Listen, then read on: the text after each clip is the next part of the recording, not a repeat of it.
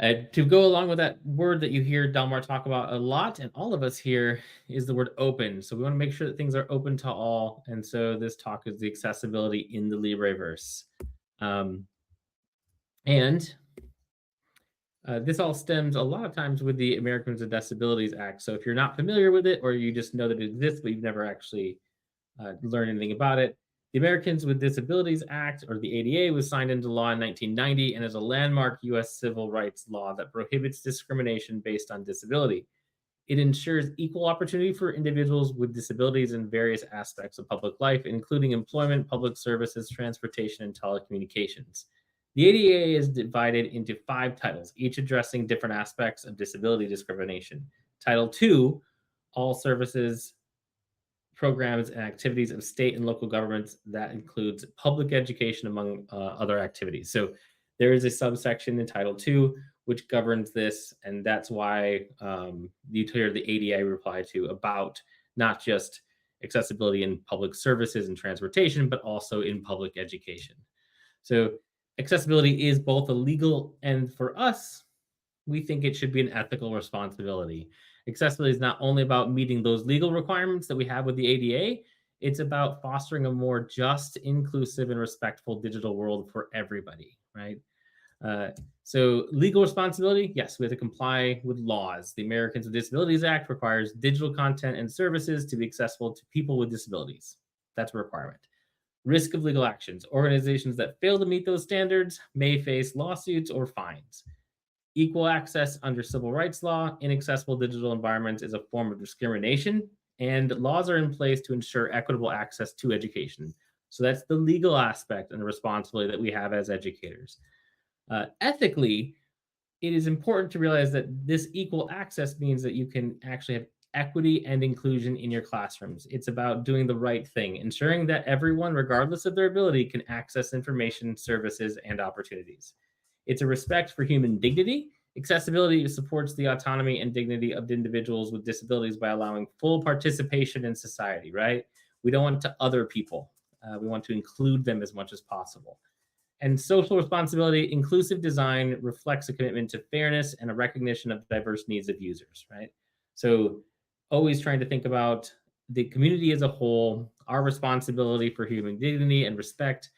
Those are all ethical responsibilities that fall underneath how you should approach uh, cognitively what your role towards accessibility really is. And that's what we take seriously here. On the legal side, there's definitely repercussions to not following the law. UC Berkeley had to remove more than 20,000 online videos from public access in response to DOJ captioning demand. They had 20,000 videos that they just put up there saying, hey, these are cool and some people might like to use them. Well, the responsibility isn't making something cool and some people could use it. The responsibility is if you have something cool, make sure everyone can use it. And there we're fined quite a bit. The DOJ concluded that many of UC Berkeley's online videos did not have proper closed captions and has threatened to file an enforcement lawsuit against the school unless it agrees to enter into a consent decree, caption all of its online content, and pay damages to individuals with disabilities who had been injured by UC Berkeley's failure to provide accessible online videos. Seems very punitive, and everything is usually written very punitive, and that's important from a legal standpoint. But also, there was the original mindset UC Berkeley had of this might be beneficial to some people, so we should just go ahead and put it out there.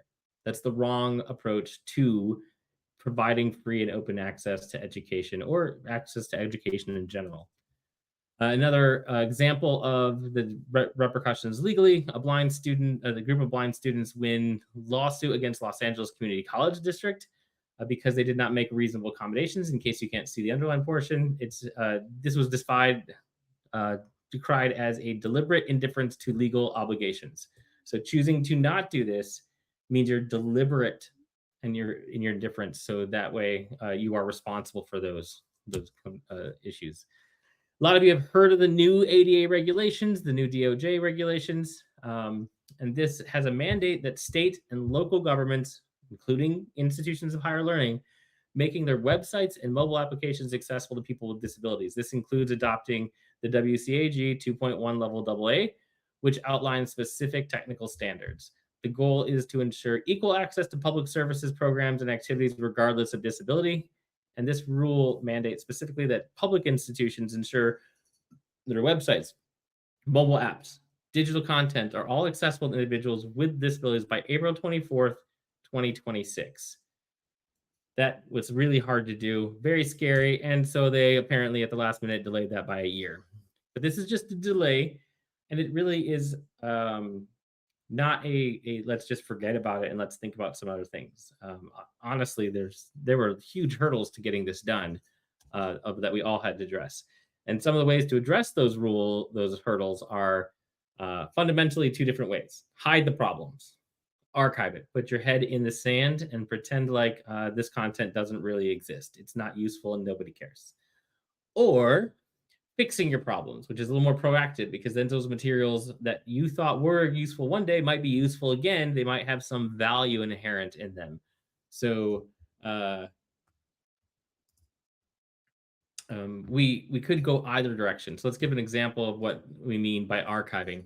So rather than having to make every single older web page, document, or digital file meet these strict technical standards, entities can archive content that isn't actively being used with the understanding that archive materials are not part of the current services and therefore exempted from the rules requirements. The key point in this archived web content exception is not necessarily where the content is, online versus offline, but rather where it's used for. Is it active current services? And then if it meets these specific criteria. So, how do you figure out if it meets those criteria? Here is the criteria flow chart, which is just a long line. Am I required to make my old web content accessible? Okay, first you have to ask yourself if it was created before April 24th, 2026, and it is kept only for reference, research, or record keeping. So it is not being actively used. You're only keeping it around just so you can look back at it in case you had a question about it, or you need documents, or you need to bring up some old documentation. It has not been altered or updated since it was archived, right? So if you're never going to update it or make it updatable and used in the future, and if it's organized and stored in a dedicated area for archive content. So you can't have like one menu in a live page where some of those links go to archive content, some of them don't, and it's all like looks like it's the same user interface, but it's actually technically different according to somebody's rules. No, it has to be in a dedicated area for archive content, so it's clear that this is not for use by current people. Then you can call it archived web content and it's not required to be accessible. Um, some of you, because of the way I just said that, should have a little tingle in the back of your mind that says, if you don't intend on ever using it again, and you don't want it to ever be changed again, and it couldn't be revised or reused, then really, is anything that you make to be OER ever going to be archivable? Is that the point of OER? Is it the point of making OER is to make it archivable? If you want to take something from the archive, then any content that you pull it from the archive to use it in a new course will then have to go through all that accessibility check. So that way, you can't have some repository that's sitting there on your campus with archived content that someone can just go and take and put it back in their class. That's not what archived content is. You have to unarchive it. It has to go through a process to make sure that your institution is keeping that up to snuff for its accessibility before you can be published. But be published just means linking to it in your Canvas course, right? Anything that involves making it an active resource for your students. So these new accessibility requirements have a very broad scope of compliance. So under the updated regulations, nearly all digital content hosted by public colleges and universities must meet these accessibility standards. This includes materials on public websites, as well as those behind authentication walls, such as student portals and inside of your LMS. Password protection things also are required because restricted access does not exempt things from compliance. So you can't say, well, this is only for a specific group of people who we all know won't need accessibility. So we're just going to put that in a folder and put a password on it, and it's going to be fine.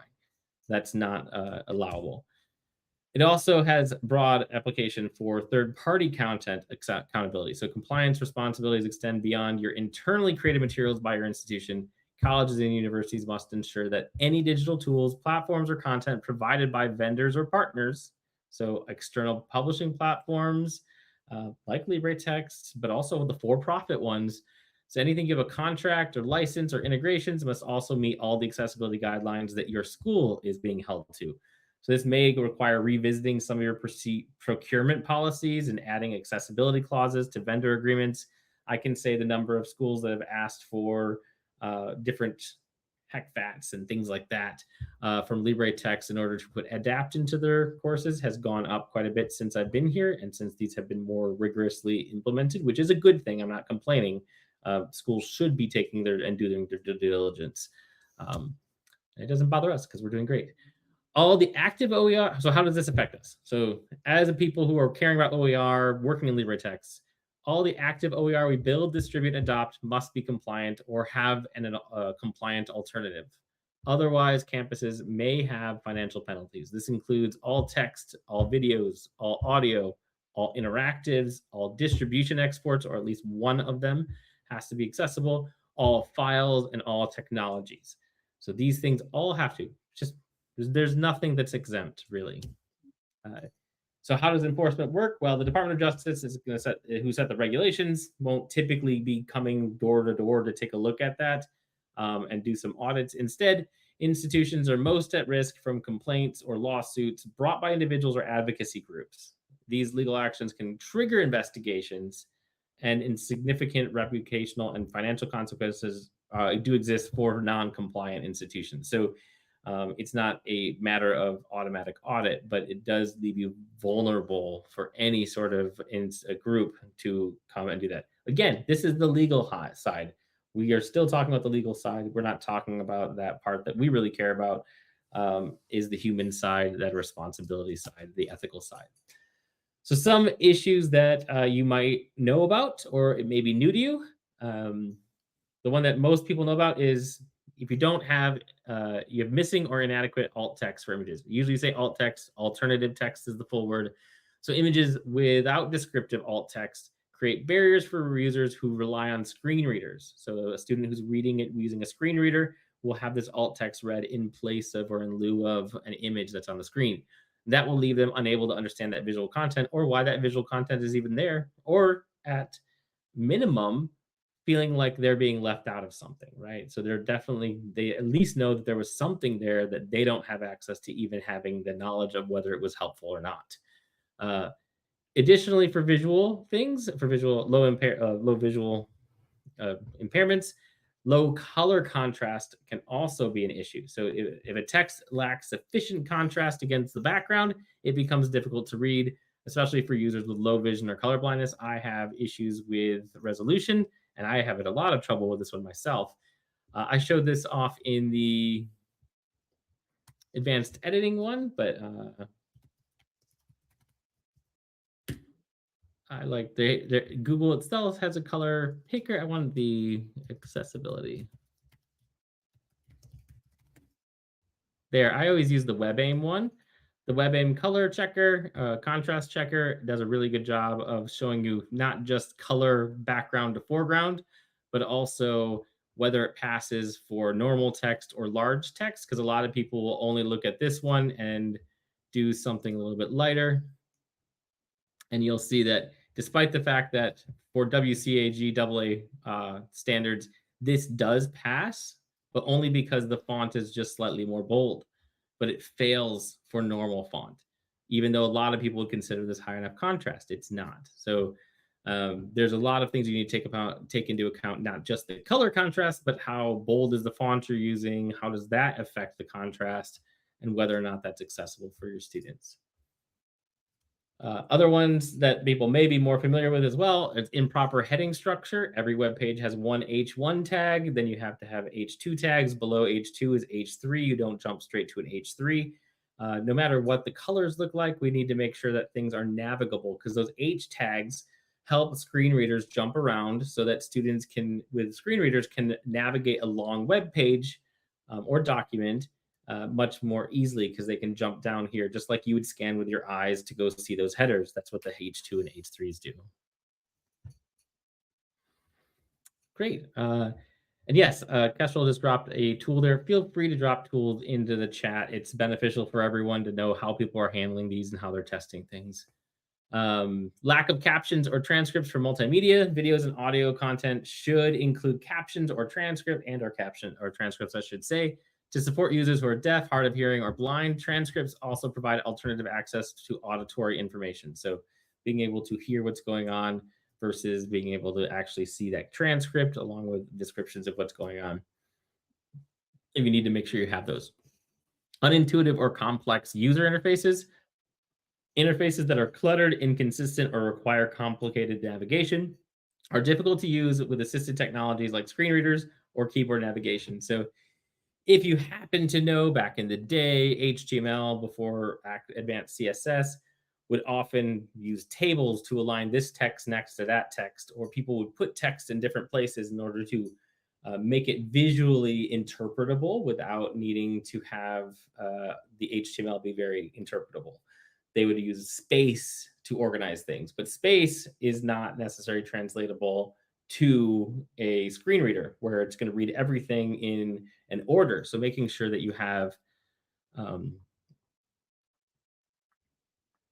so the point about transcripts and captions, when I said either or, you need to have a transcript for things for sure. I don't know if every single type of audio and video needs a caption. That's just me not knowing. I think sometimes people just use the transcript as the caption as well. So that's when I was saying oftentimes it can be in both places, but just make sure that it follows whatever the rules are that you're doing for that specific type of multimedia there. And we'll have some examples of this too, by the way.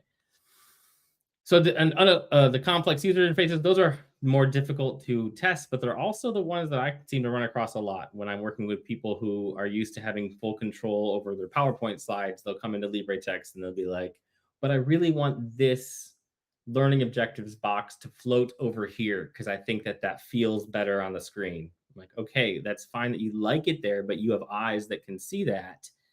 Uh, so you need to be able to make it so that it's screen reader friendly. So and then once you talk to about equal access and how it's making it more equitable, then usually that comes around. But we don't like to think that ADA is going to make people less creative. I think in some ways it can make people more creative. Over reliance on mouse interactions. This is the one that I think is the biggest issue with for-profit publishing companies because they are driven by trying to get you to buy their software. They frequently do all the fancy bells and whistles. Let's make this a drag and drop interface. Let's make a dashboard with all these cool tools, and this lights up and that turns this color, and we're going to drag this over here. Or if you just draw a line between these three things, that's how you're going to have people engage. And this increases engagement, and engagement means students are going to be more involved. That means the learning is going to go up. I'm not going to argue about whether engagement makes students learn more. Yes, of course, we want them to be engaged. That is a very proven thing. But if the only way that you're engaging students is through some draggy, droppy, mouse moving exercise, that's not going to be accessible for everybody. And you're going to create something that's only engaging for a portion of your students. So you don't want to exclude students who just rely on keyboards and alternative input devices for navigation in the hopes that you're going to just make this super engaging multimedia experience. So what is the state of affairs of existing OER? Unfortunately, much of the existing OER were not created with the accessibility in mind and not remediated after they're constructed, right? Most do not have formal accessibility reviews, a voluntary product accessibility template or a VPAT.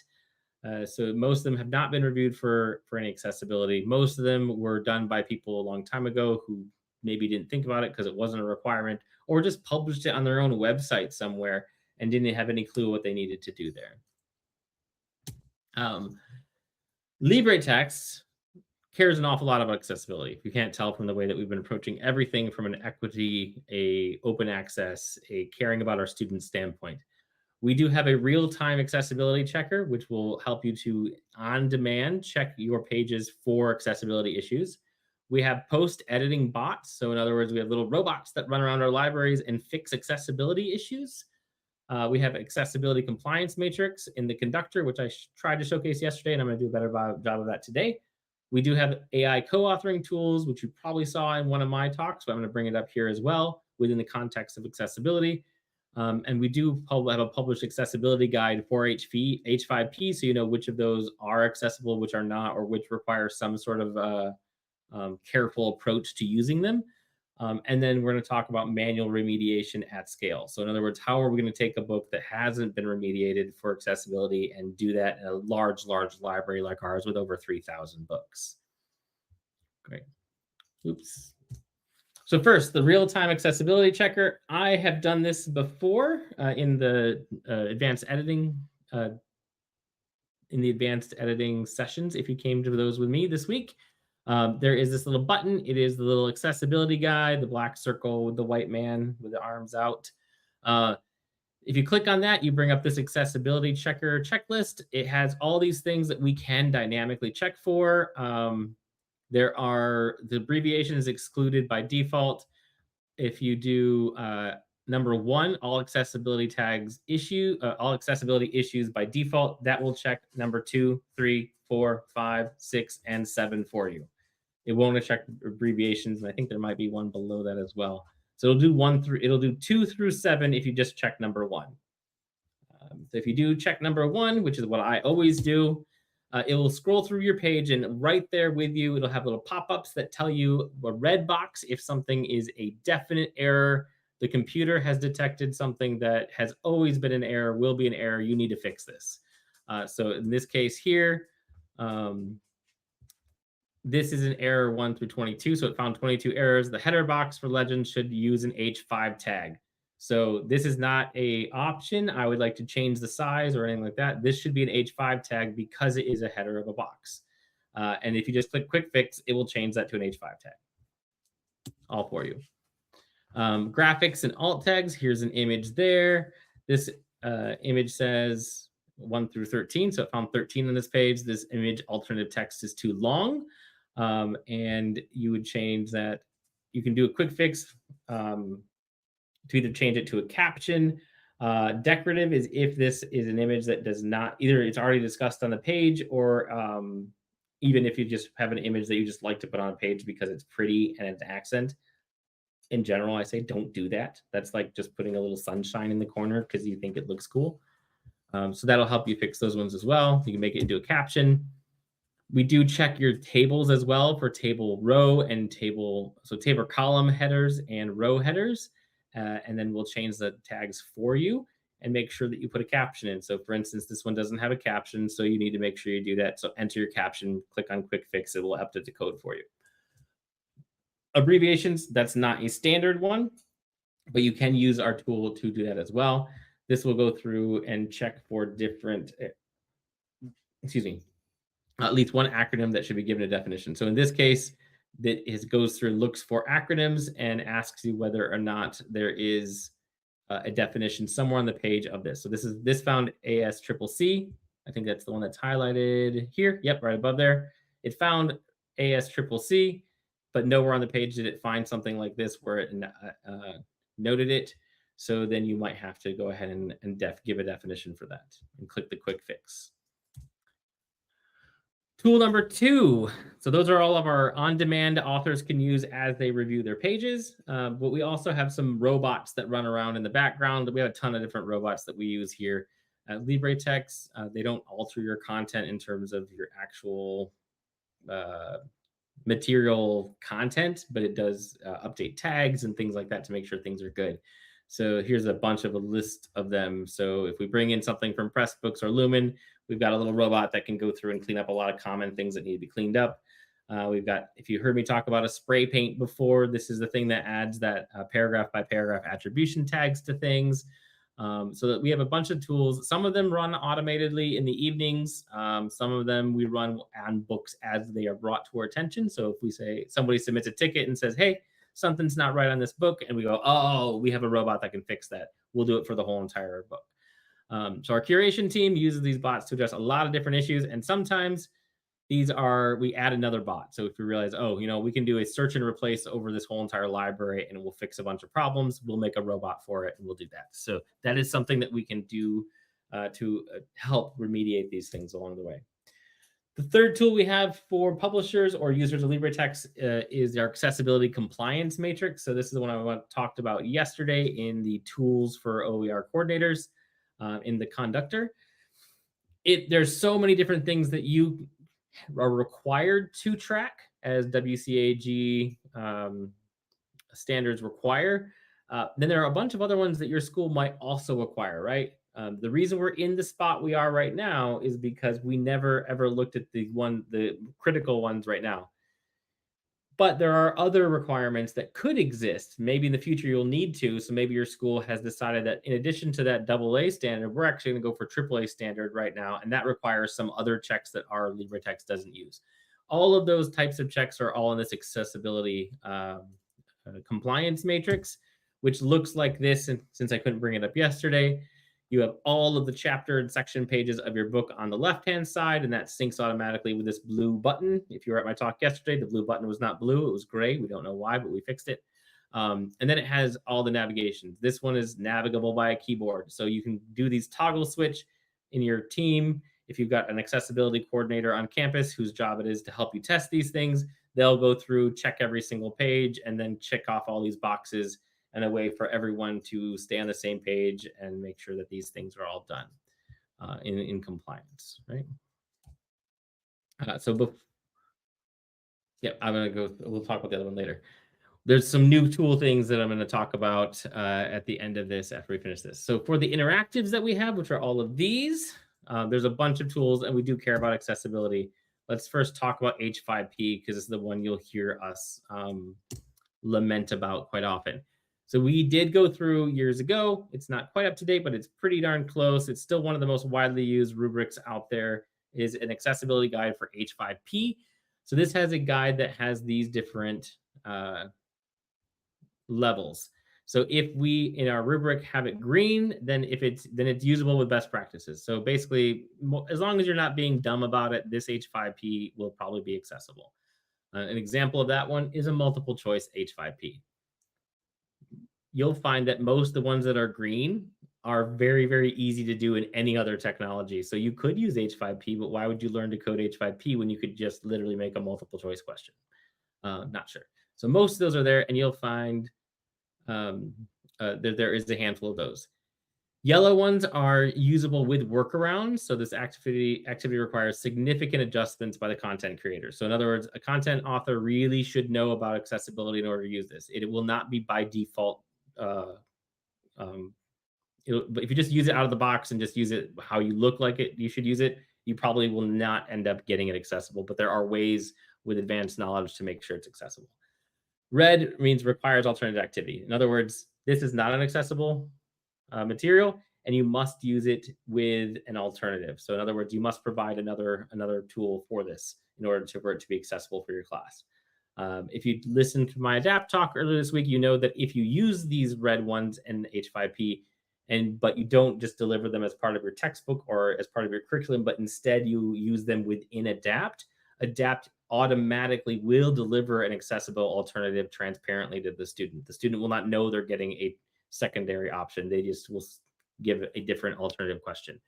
So adapt will take care of accessibility alternatives for you. And then blue just means we didn't take a look at this one. So we didn't evaluate that either. It was too new or it came about after we did the evaluation. So this link here, let me drop that in the chat really quick. In case you wanted to take a look at that accessibility guide yourself. I've actually been to talks by other people that use H5P, and they showed our accessibility guide, which I thought was kind of funny. H5P accessibility one. So this is just in there. There is a whole entire description of how to use it, how it is accessible or not. So for instance, this is the accessibility guide for H5P interactive video. Overall usability, walks through usable with workarounds. So this is the tag that was the yellow one from before, and then some guidelines that we give for it. All right, you notice there. Good, thank you, Alex. I knew they were working on it. Using HAI. So this is number 5, which is AI co-authoring tools. You might have seen these as well, but you're going to see that we're going to revisit a few things today. Using AI to help construct accessible content. So either we do have this AI co-author, which is that pink one right there in the bar. If you go into there, I did mention during authoring that it will generate summaries of your pages for you. That's really important for usability, not accessibility. And that can be generated. Then there's a button below that that will generate alt text. So that will use AI to go into all the figures on that page and generate alt text for any of them, either overwriting whatever is there or just doing it for any ones that do not have alt text already.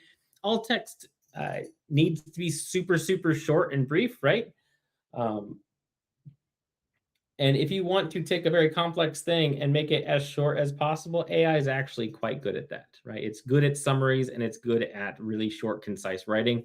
So typically the AI will do a pretty good job of coming up with a accessible alternative. If you hate AI, there's no reason you can't do it by hand. There's no reason there. But the law says we have to have something. So if it's going to take you forever to do it by hand, then maybe doing a first pass with AI to get it up to standard so it's usable by people might be okay.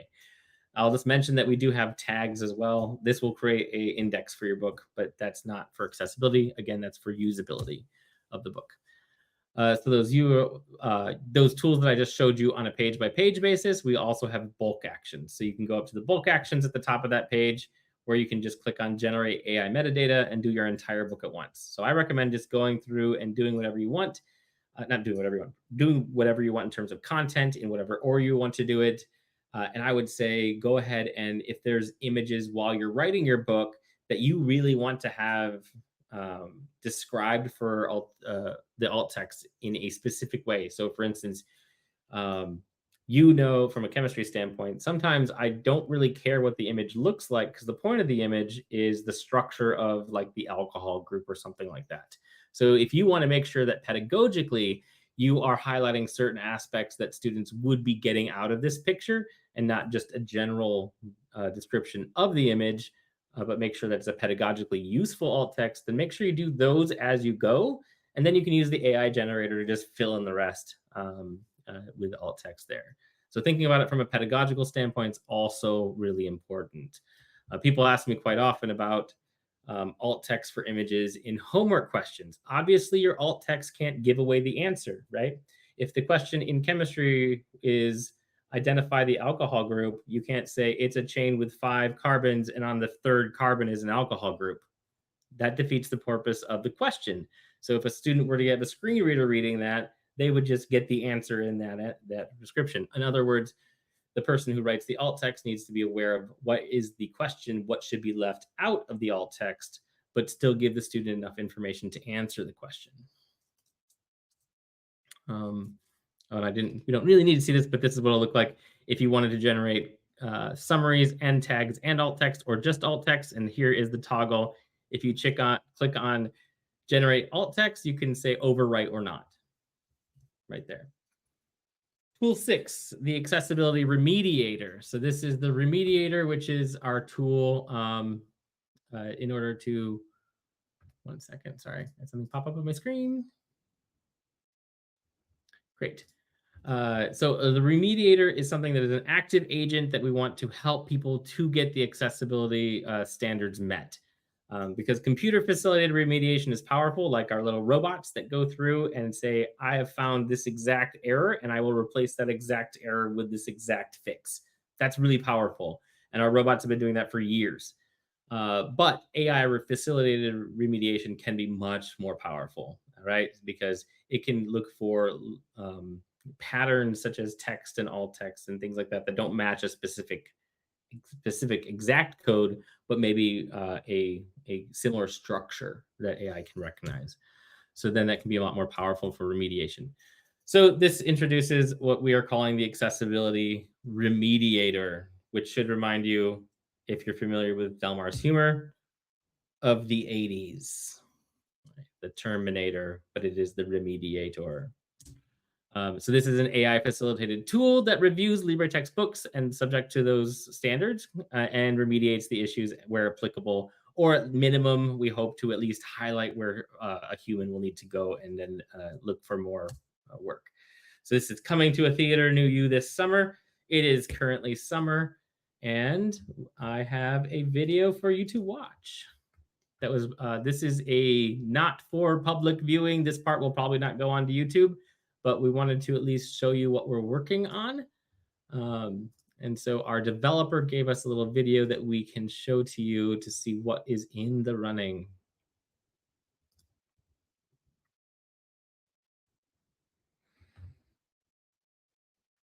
It's loading.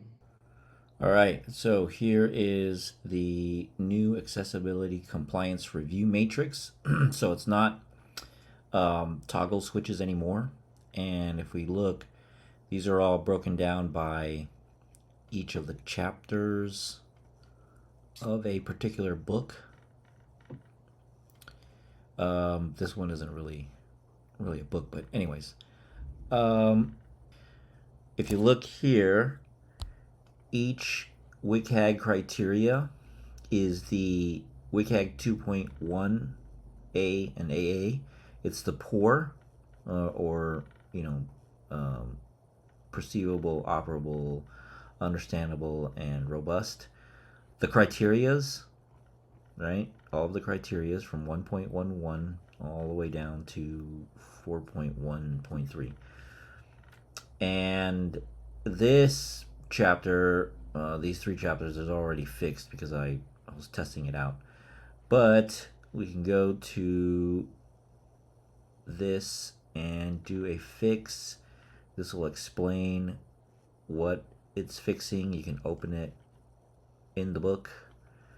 I'm probably gonna need to make some better description or better links to the actual content that it's fixing for people to look at.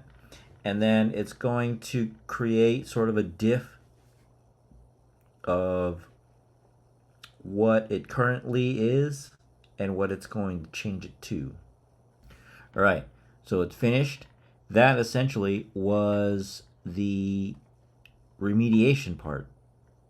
This right here, this is all generated. This is the old, what it was, and this is what it's going to be.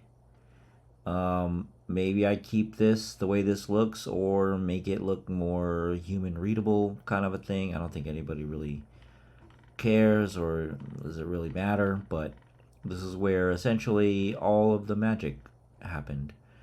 I'm not sure what exactly is here, but this is where it would use, alt text, and it could use large language models for thinking and converting and doing all the magic, and then you apply it, and this is going to be making the changes. Right now this is obviously connected to the dev site repo that I made specifically for all the LibreText stuff. But applying the fix, the preview changes, the remediation part is going to the server here that I have running locally. Ideally, we're gonna have that server running on an actual my own version running locally. Everything, but yeah. So each one of these chapters here in a book is going to have that POR, or the WCAG criteria, and it will tell you what's been fixed or not fixed. So image alt broken. You know, it's going to go through. This is what the essentially the scan, and that scan happened after syncing with the link, the book, and scanning. That's where it finds all of these issues here, right? Image alt, and you can view the actual HTML code here, and so on. And then there's things that it recognizes that the chapters it doesn't apply certain things to, like the chapter doesn't need captions for video or audio, so it's just not applicable. I can change that to just when it runs a scan to. I'm also going to build something where if it says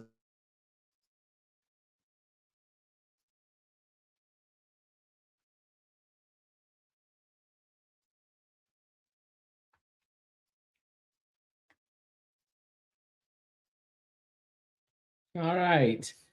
So you guys got a little sneak peek of what is coming down the line that our developers are working on. I think one of my favorite parts of that little sneak peek is when you hear the developers say, "I don't know if anybody cares about any of this. Probably not. We don't know." Um, so often our job is to talk to the developers and tell them what people care about. And we get that list of what people care about, obviously, because we care about certain things, but also our OER librarians, our ZTC coordinators, the people who work with accessibility on the campuses that we work with, all of them give us tools that they would love to be able to have and the way to be able to view them. Unfortunately, from my perspective, you're going to have to probably know a little bit of HTML code in order to really know what accessibility means. A lot of the accessibility things are behind the scenes, right? They're not shown. Alt text isn't shown on the screen. You have to know where that is, and it's in the code that's behind the scenes. So being able to see that code, I think, is going to be important to a lot of people knowing how the sausage is made. So here is a picture once again you saw where they have the different things, the fix it, and then you can that'll drop down menu there to take a look at all the different criteria and what that remediator found. Obviously, this takes a lot of training, but we have over 3,000 books in our library and many, many pages.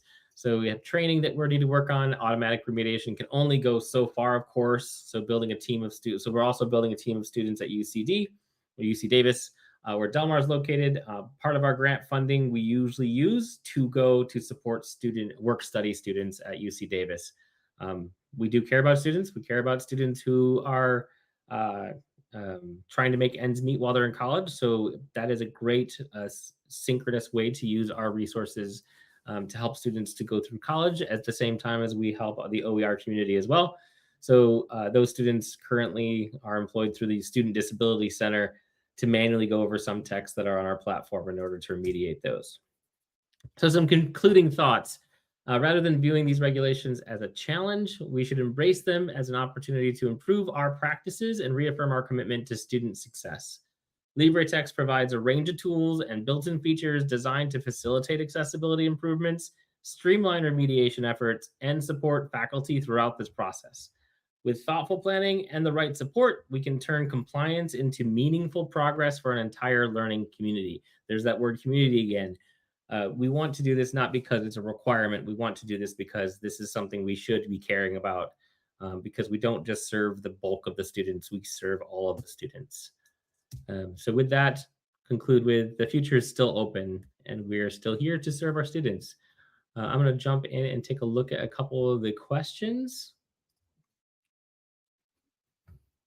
First one I see is if you notice accessibility issues in a textbook, the process to get those remediated is to hit that blue question mark in the corner and let us know. So if you let us know, we will put that either, we'll send it over to the team that remediates it. We'll take a look at it. And that is, without us being told, we don't know. Obviously, after this talk, you probably see that we do have a lot of processes that we're going to be going on anyway to get them cleaned up. So we might send you a message that says, do you need this for right now? Like, do you need this to be reviewed in the next month or two? Or can it wait until after our automated system can take care of it? So it might be, we might ask you about a timeline for requirement because we know those exist. Otherwise, it may be something, if we can look at it and we know that it's something that we can take care of automatically in the future, we will do that. Let me see here. Because LibreVerse makes use of so many different applications, do you have recommended one-stop shop to view the VPATs for each of these products, like the Forge, blah, blah, blah? I don't mean to say blah, blah, like it's not important. There is actually, I'll put it in the chat. We have been working to receive SOC 2 compliance for our entire LibreVerse system. We're almost there. I don't know how many last couple checkboxes that we have to do. But as part of this process, we have signed on to a system that helps us to make sure that all these things are in compliance and to be transparent about it. So I'm going to put our newest website into the chat, which is trustlibretext.org. And this has a checklist of our security, our self-assessments, our apps, our compliance for SOC 2. And we're going to keep putting things up here. If you need access to, for instance, our security for your own personal data, this is how you request that. And I think that we have, this is our HECFAT as well. So those sorts of things are all available in there for you.